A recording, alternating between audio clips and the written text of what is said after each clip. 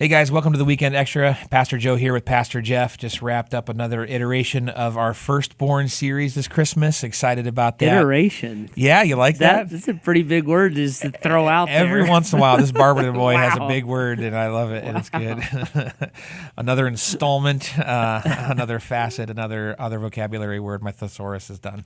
Okay, but it was a great sermon, Jeff. Thank you. About Firstborn and how Jesus is the firstborn of the church. Yep. And how that means a lot for who Jesus is and what he came to do, but it also means a lot for who we are as the church. Right. And I think there's a lot of hope there and what we're interacting with on a regular basis with the church. But if there's one thing that we know, sometimes people are they're tainted by what they've experienced in life, even if it flies in the face of the truth. So Sure.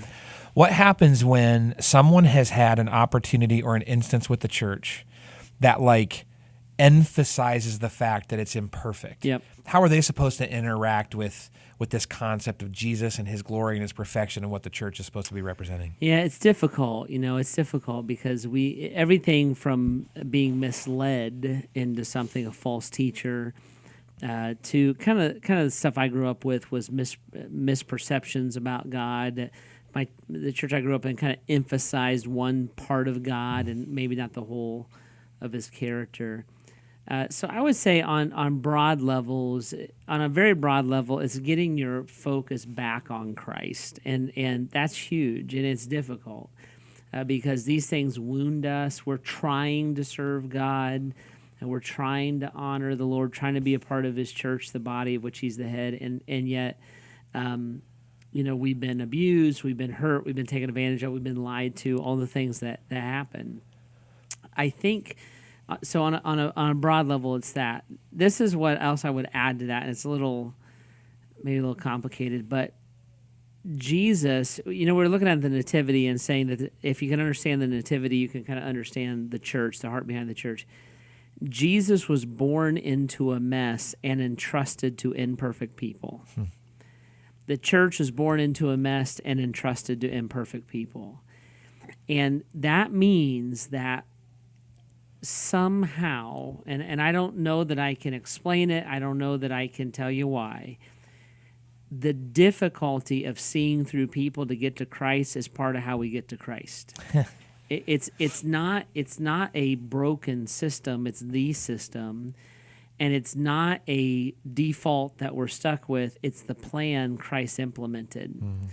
And so seeing Christ through flawed leaders, whether their flaws are innocent and just being a broken person, or whether they're harmful and even wicked, somehow that is what Christ set up, and that's a part of how we navigate that.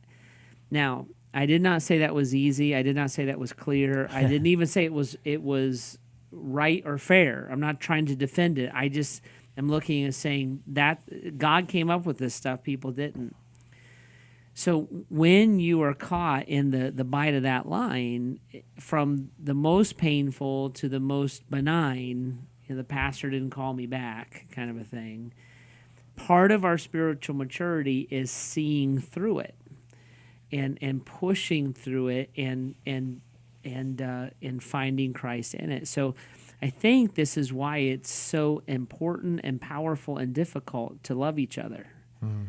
That when Jesus says you'll know my disciples by the love they have for one another, I'm like, right, because loving each other is not easy, and loving each other when we have baggage, loving each other when we mess up, loving each other when we sin against each other is not easy. Right. And I think we romanticize it. I think we idealize it. I think we can blame each other for it. You guys didn't do this right when I had a problem. And somewhere in the middle of all that is Christ leading his church, and we're to draw back to him above all things. So just like we would go to Christ in a fallen world, just like we would go to Christ when we undergo some level of, say, persecution, we would go to Christ when we're hurt through the people who are to represent him. Yeah. We still go to him, and it's all kind of that journey, and it's important. Yeah, it actually makes me think of a title of a song I remember I used to listen to all the time. called like there's beauty in the broken. Yeah. And whether it's Romans 5:8, where we're reminded of, while we were sinners, Christ died for us. Yeah. It's kind of that mentality. We just have to look to Christ to respond in a way that says, yeah, through this brokenness, Yep. we can actually still see him working redemption and working those things out that he came to set Yeah. in motion.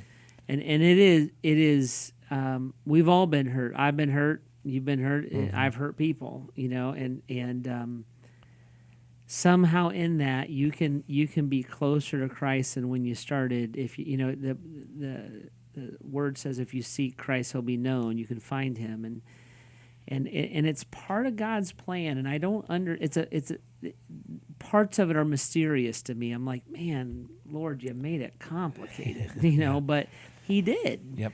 And so whatever that refining process is the way it's supposed to be. And ultimately that's the high level.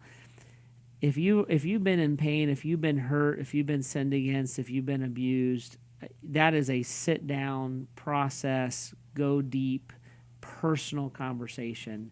I don't want you in any way hearing me throw you in a category and telling you to get over it. That's not my heart at all. No. But a high-level answer is, however we have to get there, that's where we have to get. Yeah. Awesome. Well, I've been really enjoying this series. I love the unique perspective that we're taking this Christmas, and just who really was Jesus on this awesome level. And a big part of that's the church. And sometimes we got to kind of navigate through the beauty and the broken part of it. It's fun. Thanks, Jeff. We'll see you next week for the Weekend Extra.